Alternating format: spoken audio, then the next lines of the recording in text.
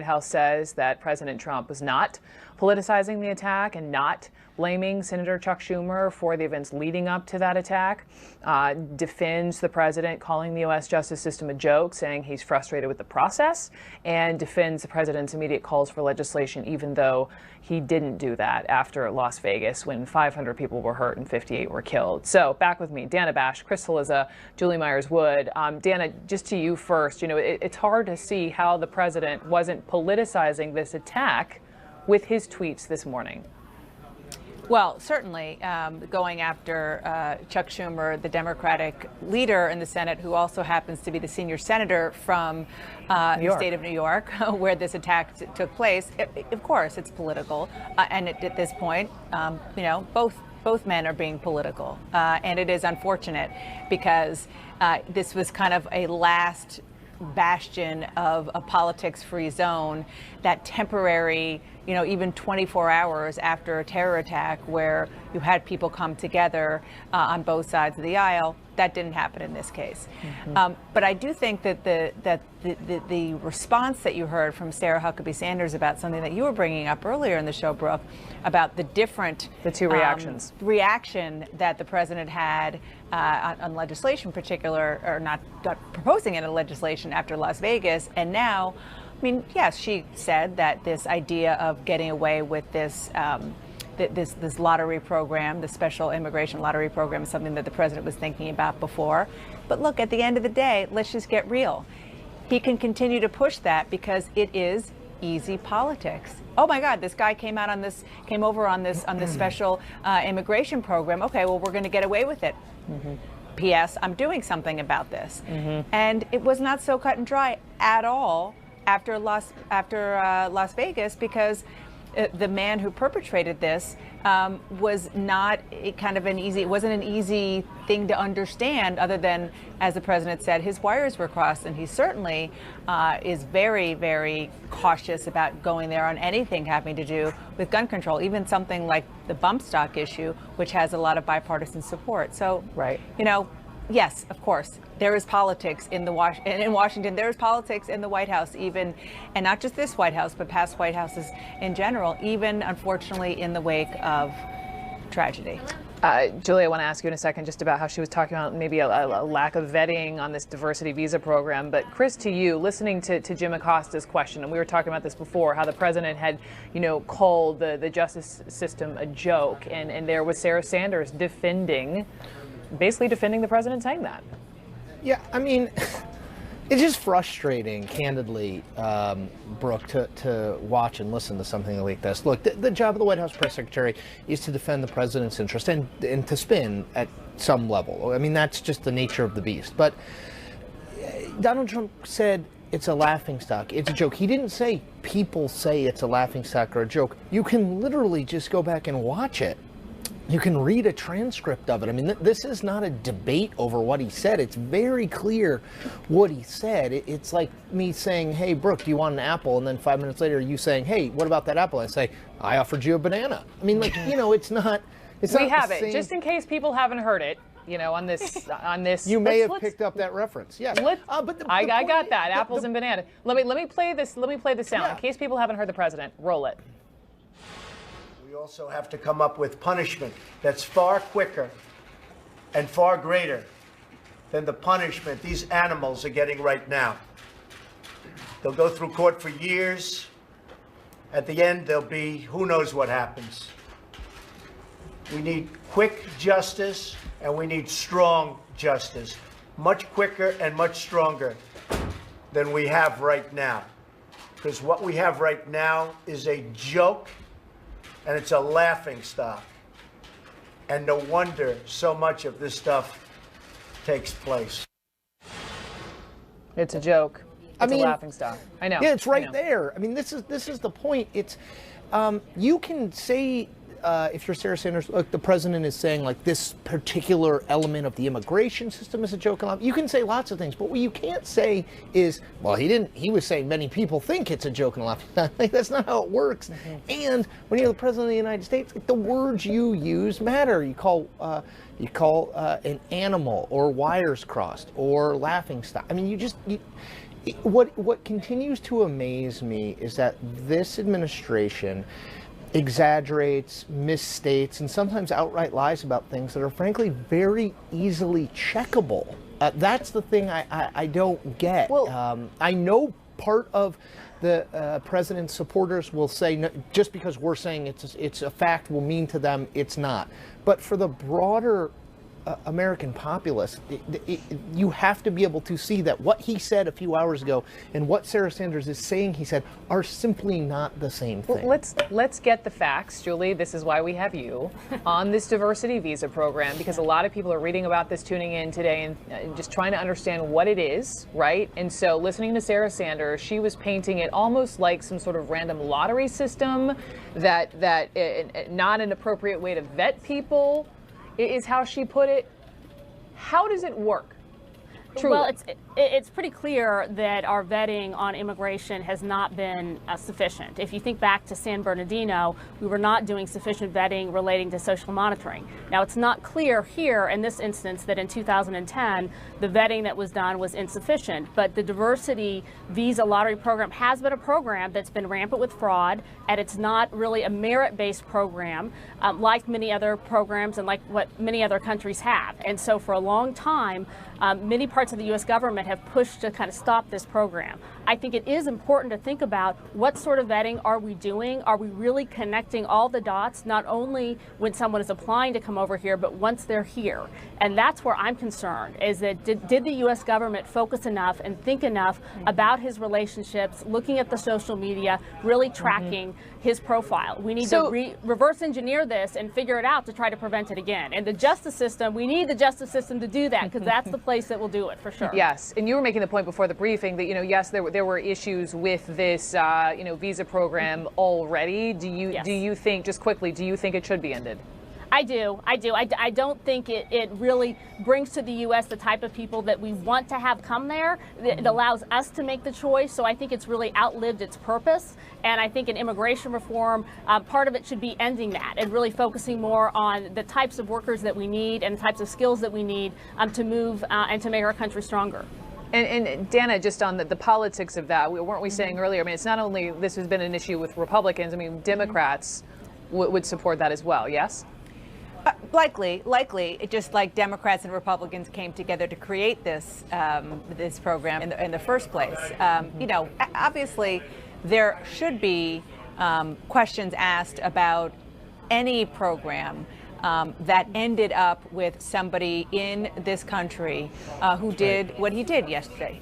It would be irresponsible not to ask that question, but it seems to me that the broader question is what Julie just asked, is the vetting process in general strong enough? Is it adequate? Because, I mean, Julie can correct me if I'm wrong, my understanding is no matter how the person is picked, once the person is on his or her way to coming here, the vetting process is supposed to be the same across the board. Now, it's not, I mean, Sarah Huckabee Sanders made it sound like if you're in this lottery program, you don't get vetted. I can't imagine that being accurate. She was questioning that. Yeah, right. That's not right. There certainly is vetting, and in fact, due to accusations of fraud, the State Department really increased the vetting back a few years ago on this program. But I think we can recognize across the board that the vetting has been somewhat insufficient, thinking about social media, thinking about other sorts of things. Yeah. And then really, again, once he's here, what are we doing once he's here? Who is he talking with? If we're interviewing him, what are we finding out? And I think that's what we need to do. And hopefully we can get somebody in there who will talk to him and he'll talk to us.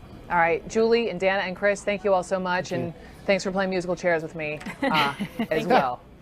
More breaking news here on CNN. This acquaintance of the alleged New York City attacker speaking out to CNN, describing the suspect's behavior as aggressive and CNN is learning more today about the role of George Papadopoulos. He's a former Trump campaign aide who lied to the FBI about his contact with Russians during the campaign. A source telling CNN he just attended not just this one meeting, but actually two meetings as a member of the Trump campaign. Papadopoulos proposed orchestrating a meeting between the candidate and Russian President Vladimir Putin. And today, a source tells CNN that then candidate Trump didn't initially dismiss that idea. It was actually then campaign advisor Jeff Sessions who ruled it out. So with me, CNN political analyst Josh Green. He is a national correspondent for Bloomberg Businessweek and the author of Devil's Bargain, which details the relationship between President Trump and the former strategist Steve Bannon. Josh Green, so on the note that it was ultimately Sessions who said no to this Trump-Putin meeting. Does he sound like the coffee boy, as has been described, of his role? Well, no, he doesn't. I mean, if he's a senior foreign policy advisor, if he's sitting next to Jeff Sessions, the future attorney general at meetings, then, clearly he was somebody who was listened to by the senior staff. I don't think we have any indication on anything that's been released publicly yet that they were taking his advice, that anybody from the campaign did meet with a niece of Putin or whatever the latest charge is. But clearly this is a guy who had access to Trump, to Sessions, and to a lot of the principles in the Trump campaign. You know Steve Bannon better than most, right? We know about your book. You wrote this piece for The New Yorker that Bannon has always encouraged the president to put up a fight against the special counsel Bob Mueller. And I'm just quoting, I believe the quote was, "Throw some effing haymakers." Although now the news today that President Trump will not take Bannon's advice. What did you make of that? For now, well, look, I mean, Bannon, now, back in May, Bannon was deputized by Trump. This is when he's still in the White House, to fly back from Saudi Arabia and set up an outside legal entity because Trump had woken up to the threat that Mueller's investigation posed. And so Bannon came up with a model based on Bill Clinton's White House that told him, look, we need real lawyers on the outside the White House so they can aggressively confront the prosecutors that we're going to be facing. And he brought in Mark Kasowitz, Trump's lawyer, and pretty quickly that operation fell apart. The lawyers that have replaced them, John Dowd, Ty Cobb, have taken a much more conciliatory strategy toward Mueller, and I think that's something that has Bannon worried. It's premised on the idea that investigators aren't going to find any kind of collusion, but what we can see from Papadopoulos' guilty plea is that at the very least there were attempts at collusion, and so I think that's something Trump and his legal team need to worry about. Josh Green, thank you so much. And before I go, let me just turn to the reason why I am sitting here in Washington, D.C. in the first place. I was just absolutely honored this morning to sit in the Afghan embassy with the former First Lady Laura Bush, who's so generous, and the current First Lady of Afghanistan, Rula Ghani. The First Ladies are on Capitol Hill today talking to lawmakers about their work as co-chairs of the U.S. Afghan Women's Council, a group helping to return to Afghan women the voice that they lost really under the Taliban rule. And I started our wide-ranging conversation about their work to help empower Afghan women. Mrs. Bush and Mrs. Ghani, thank you so much for spending time with me this morning. And first, just Mrs. Bush, we know you are so dedicated to women's issues, but it was especially after 9/11. We remember the radio address and your passion for Afghan women specifically. But for people who don't know, why Afghanistan? Well, after September 11th, when the spotlight turned on Afghanistan, American women were shocked, really, at the plight of the life of women in Afghanistan. I mean, at that time, women couldn't walk out on the street by themselves. They were not allowed to be educated, which is really shocking. And what you see when half of a population is left out, like it was then. And of course, Afghan women really have a very, very long history of being strong women. And what we've gotten to see since then is Afghan women bloom across Afghanistan. As the co-chairs of the U.S. Afghan Women's Council, you were in Washington, D.C. for a very important reason today. Mrs. Ghani, to you, the U.S.-Afghanistan relationship is very important, especially when we talk about empowering women. What is your message to American lawmakers in Washington today? What I would like to say is that during those now almost 16 years, women have progressed tremendously in Afghanistan. How? They're more visible. You start seeing women in government organizations. You start seeing them in the private sector. We have now, for example, a Women's Chamber of Commerce. We have many more girls studying. We have them also at the university. So women are a little bit everywhere. But what is really very important is that it's not just that they are being visible, they're also starting to speak up. For women in this country, I'd be remiss not to ask about this watershed moment for women in America. the strength of women, and I should also point out men now, speaking up. There's been a watershed moment on speaking up about sexual harassment. And you're a mother of 2 girls. What is your message to women in this country? I don't have a message particularly to my girls. I know how strong Barbara and Jenna are, that they respect themselves and they expect respect from the people they associate with. And I think that's what American women should do. What about just the reports about your father-in-law, President George H.W. Bush? And he acknowledged, he apologized. Do you have any reaction to that? Well, I'm just sad that we've come to this. That was something that was very, very innocent. He's been accused of. But I know he would feel terrible. He would never in any way hurt anybody. Your daughters left notes for the Obama girls when you all left the White House. And I'm just curious if you, 8 years in the White House, did you, as the last Republican administration, leave anything for Melania? Have you had any conversations with the current First Lady? Sure. I've talked to Melania. I've been back. I had tea with her and saw all the staff. She very nicely had the whole White House staff standing around the oval of the diplomatic reception room, because the people that work there, you know, that's their job always. They're permanent employees. So I got to say hello to the chef and to the butlers and to the ushers and to all the people that work there.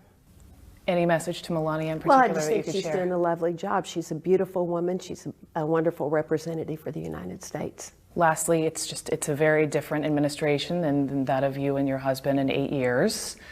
What is it like watching the Trump administration? Well, I wish them the very, very best. I know what it's like to live there. I know how difficult every decision is and what the scrutiny is by everyone that has an opinion. Every single person has an opinion on the people that live there, and I'm certainly aware of that. But I wish them the very best, and I think that's what every American should wish for the people that live in the White House, since they are our president and our first family. The interview went on so much more from there, and I'm so looking forward to sharing the stories of the 3 women sitting behind the First Ladies, Manisha and Onaba from Afghanistan. They joined us to share in conversation, share their amazing stories about overcoming odds in this particular country, you know, especially through education. That kept coming up. Education is empowerment for these women, and entrepreneurship, and working with the First Ladies to really pay it forward. So we're going to have those inspiring stories for you on CNN.com.